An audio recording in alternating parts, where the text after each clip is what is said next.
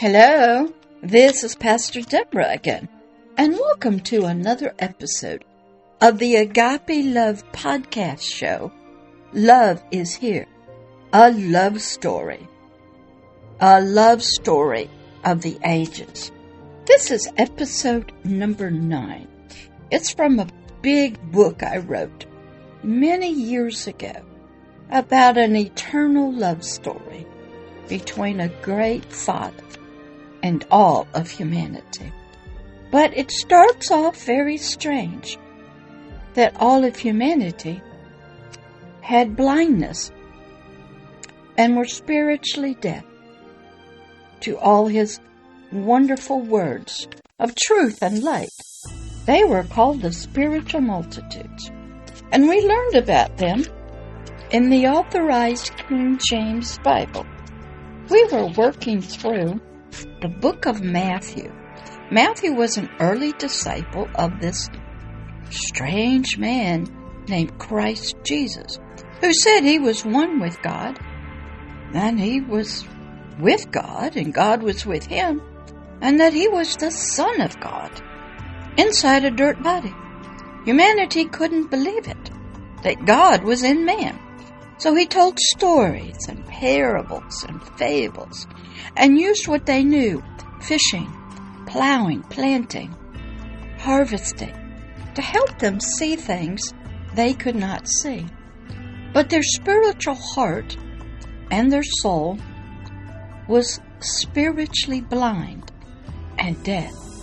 They were spiritually deficient in great spiritual truth and light. For their flesh, the soul, with its lust of its eyes, the lust of its flesh, and the pride of life, had overwhelmed, encased the spirit in itself. The spirit was sort of a slave. It had to go wherever the soul went, believe whatever the soul told it. But deep down inside, in little teeny-weeny seed form, there was something there inside the spirit. But at this time, and most of you even now, were as the spiritual multitudes, deficient, lacking in spiritual knowledge of the spiritual kingdom of heaven, where you came from originally. And you were spiritually ignorant. You were living in darkness of this great, eternal love called agape. So we ended there in episode 8, and we're going to pick up now in episode number 9. And we're going back to the scriptures, going back to Matthew 13, 15 through 17. And we're going to pick up there in verse number 15. This was Christ Jesus talking to the multitude, you, and 99.9% of humanity. Even people who are in religion or have studied struggle to get these parables and truths. Some got it, wrote books, and I was able to study a lot of this. A lot of my training came from reading Watchman, a Chinese author from many, many years ago. Great books. So let's pick up verse number 15. And there the multitudes of people who were not yet the spiritual disciples of this Christ Jesus and his words that he was teaching them, there he said their ears are spiritually dull. Of spiritual hearing means they're deaf. They cannot hear and understand what he was saying. The word dull is defined by Webster's dictionary. I use the Webster's dictionary and Strong's Concordance all the time. They were my reference point to help me understand, like this word dull, D-U-L-L. What did it mean when he said that? 1, mentally slow, stupid. Number 2, this is important, slow in perception or sensibility. Insensible. Number 3, lacking zest or vivacity, listless, Number 4, slow in action, sluggish. That's what dull means, D-U-L-L. Number 5, lacking in force, no power, or intensity or sharpness. Number 6, not resonant or ringing, not getting it. Number 7, lacking in sharpness of an edge or a point. Number 8, lacking brilliance or luster, doesn't shine at all, just maybe darkness. Number 9, low in saturation and low in lightness. Number 10, cloudy.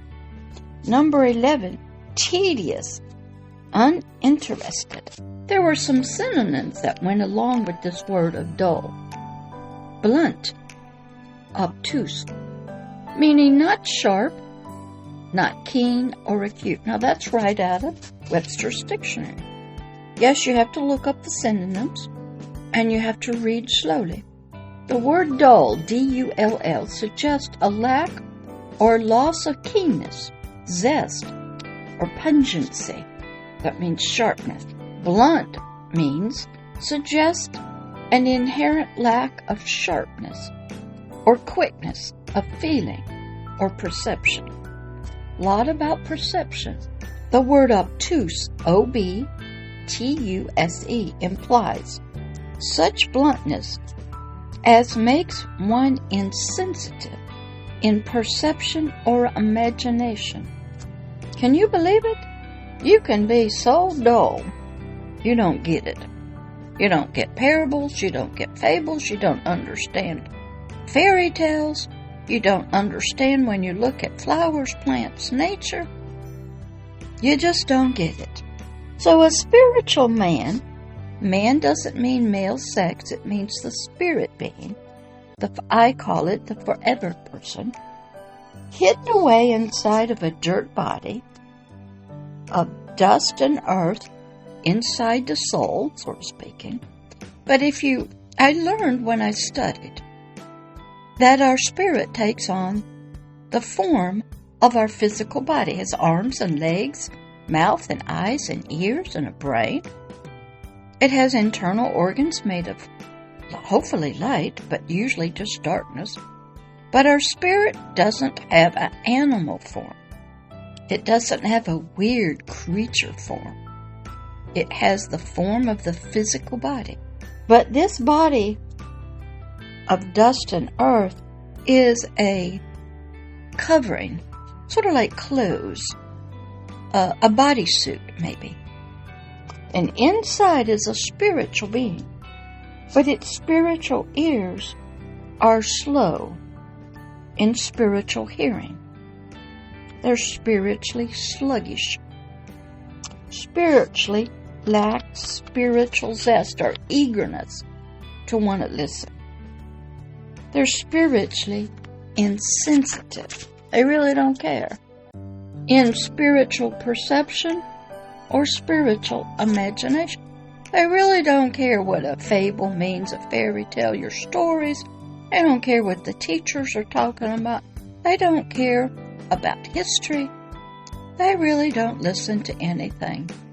It's like having a headset on with just music, listening to music or whatever, but not paying attention to anything else. The word hearing, H-E-A-R-I-N-G,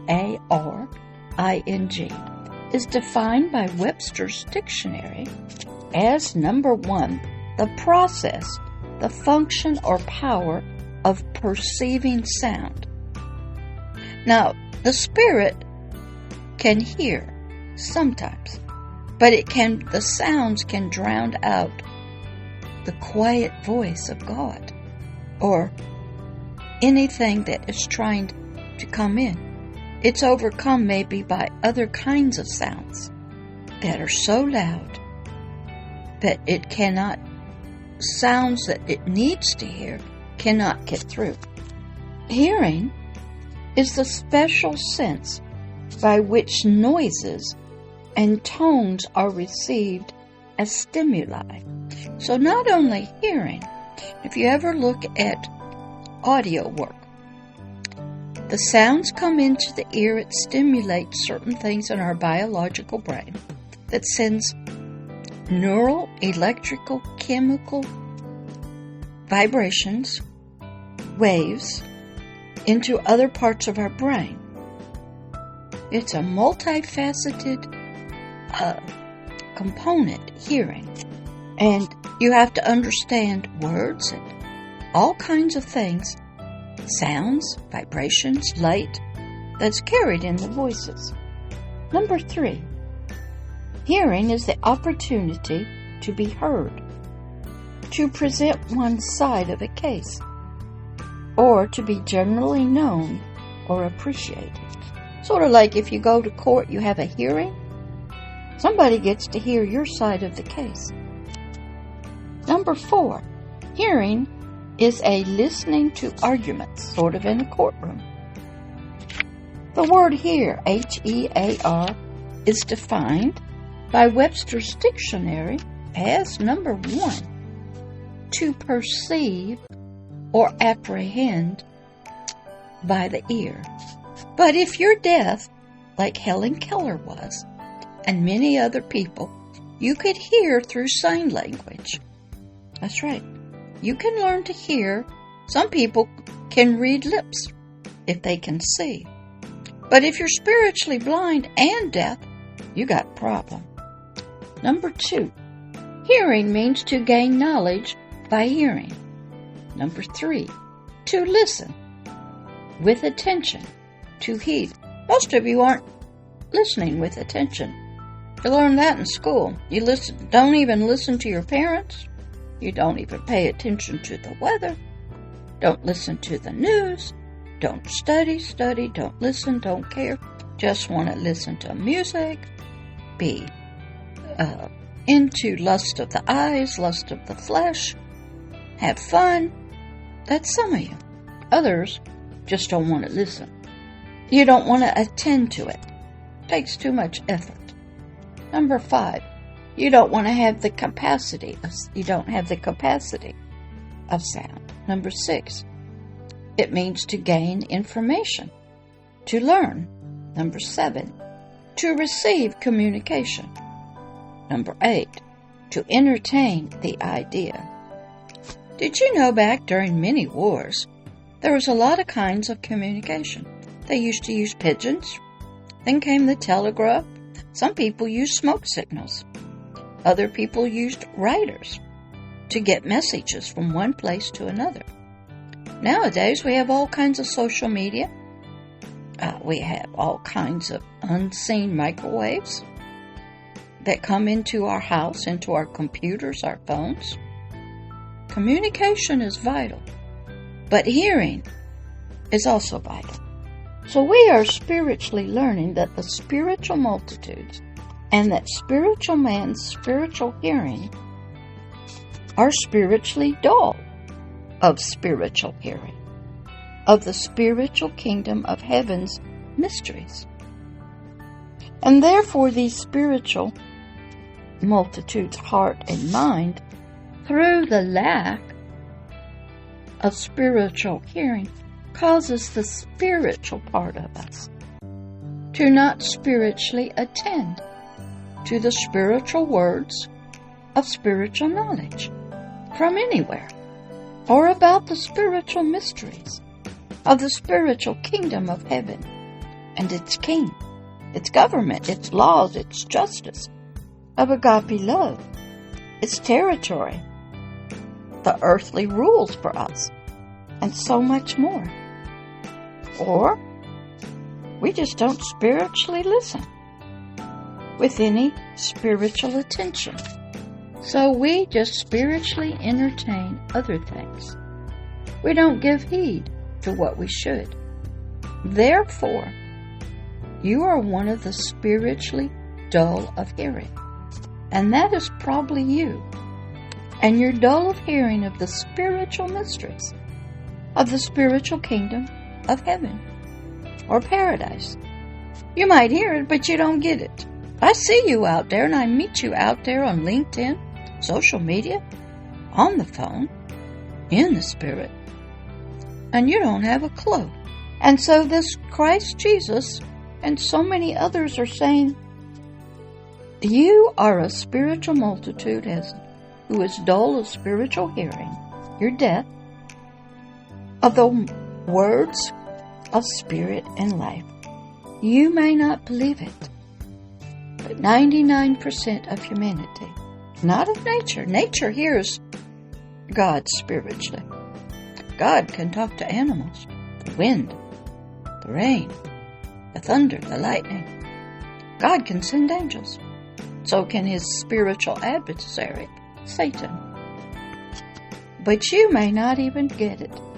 And you probably know other people of these spiritual multitudes who are spiritually dull of spiritual hearing. And that ends this episode. And we'll pick up again in Matthew and continue with verse 15 in the next episode. Look at the physical body. Some people have injuries. They're paralyzed. They're blind, deaf. They have brain problems. They get sicknesses. And so is our spirit. So here in this love story, we're here to first help you. We're sort of diagnosing you spiritually and giving you some truths for you to accept so we can get some healing, some knowledge, and some truths to you about this love story of the ages. All right, I'll talk to you in the next episode of Love is Here, the podcast show. Love is Here, a love story of the ages. All about agape love and you. All right, talk to you later. Bye-bye.